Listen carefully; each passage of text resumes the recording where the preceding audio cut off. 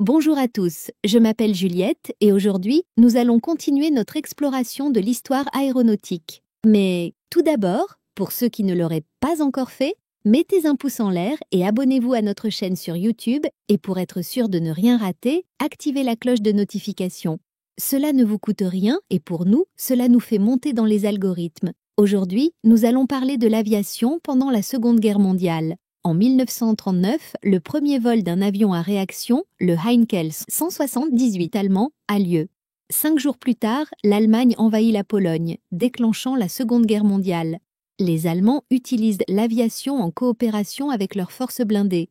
L'armée de l'air française, bien que disposant de 1509 avions en bon état, souffre d'une grande majorité d'appareils obsolètes, incluant 493 chasseurs, 644 bombardiers et avions d'attaque, et 340 avions de reconnaissance et d'observation. En 1941, l'offensive allemande en France, Belgique et Hollande entraîne une victoire rapide des Allemands en raison de la différence de matériel et d'utilisation. Pendant la bataille d'Angleterre, face à la Luftwaffe, la Royal Air Force aligne 2 types d'avions de chasse réputés, le Spitfire et le Hurricane. Grâce à une chaîne de radars côtiers, la conquête allemande est stoppée. L'aviation prend un rôle prépondérant dans le conflit avec un développement important des bombardiers stratégiques. En 1942, le premier vol d'un avion à réaction anglais, le Gloster Whittle I-28, a lieu. La même année, les avions de l'aéronavale japonaise lancent une attaque surprise sur la base américaine de Pearl Harbor, entraînant l'entrée en guerre des États-Unis aux côtés des Alliés. Les avions japonais, des bombardiers Mitsubishi Zero Sen, décollent de porte-avions pour bombarder Pearl Harbor, empêchant les États-Unis d'interférer avec la campagne d'invasion de tout le Pacifique occidental et de l'Asie du Sud-Est. En réponse, les Alliés décident de bombarder tous les sites stratégiques allemands avec les bombardiers lourds Halifax et Avro Lancaster pour les Anglais, B-17 Forteresse Volante et B-24 Liberator pour les Américains. Le groupe de chasse Normandie-Niemen, constitué de Français libres combattant avec les forces soviétiques, voit également le jour. En 1943, les chasseurs à long rayon d'action, tels que le P-38, P-47 et P-51, escortent les formations de bombardiers B-17 et B-24.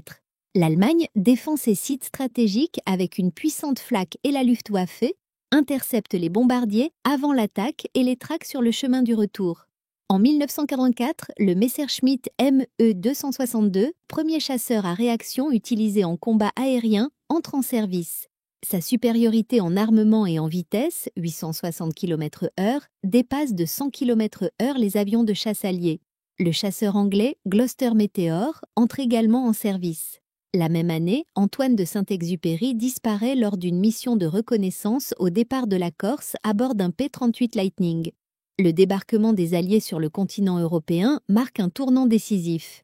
L'aviation assure la couverture aérienne des troupes débarquées, empêchant les mouvements des troupes ennemies et garantissant le succès de l'opération. En 1945, la première bombe atomique, nommée Little Boy, est larguée sur Hiroshima par le Boeing B-29 Enola Gay, suivi 3 jours plus tard par Fat Man, largué sur Nagasaki par le Boeing B-29 Boxcar. Les chasseurs notables de cette période incluent le Deweytin D-120 pour la France, le Supermarine Spitfire pour l'Angleterre, le North American P-51 pour les États-Unis, le Yak-3 pour l'URSS, le Messerschmitt Bf-109 pour l'Allemagne et le Mitsubishi A6M-0 pour le Japon. Parmi les bombardiers, l'Avro Lancaster pour l'Angleterre et le Boeing B-17 Flying Fortress pour les États-Unis se distinguent. Les as de la Seconde Guerre mondiale incluent Ivanovich Pokritchkin, les as des as chez les Alliés avec 59 victoires, et Pierre Klostermann, le plus grand as français avec 33 victoires homologuées. Surnommé premier chasseur de France, Klostermann devient compagnon de la Libération, personnalité politique, industrielle et écrivain.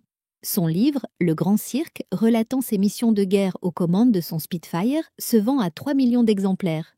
En juin 1945, il devient le premier pilote français à voler sur un avion à réaction, le Messerschmitt Me-262, pour le compte de la Royal Air Force.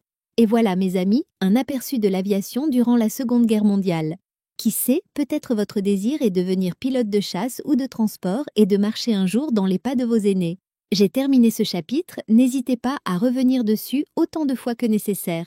Je vous encourage à explorer les capsules suivantes pour enrichir vos connaissances aéronautiques. N'oubliez pas de mettre un pouce en l'air et de vous abonner à notre chaîne. Vous pouvez également poser vos questions en commentaire ou nous dire ce que vous pensez de cette capsule. Même des emojis nous feront plaisir.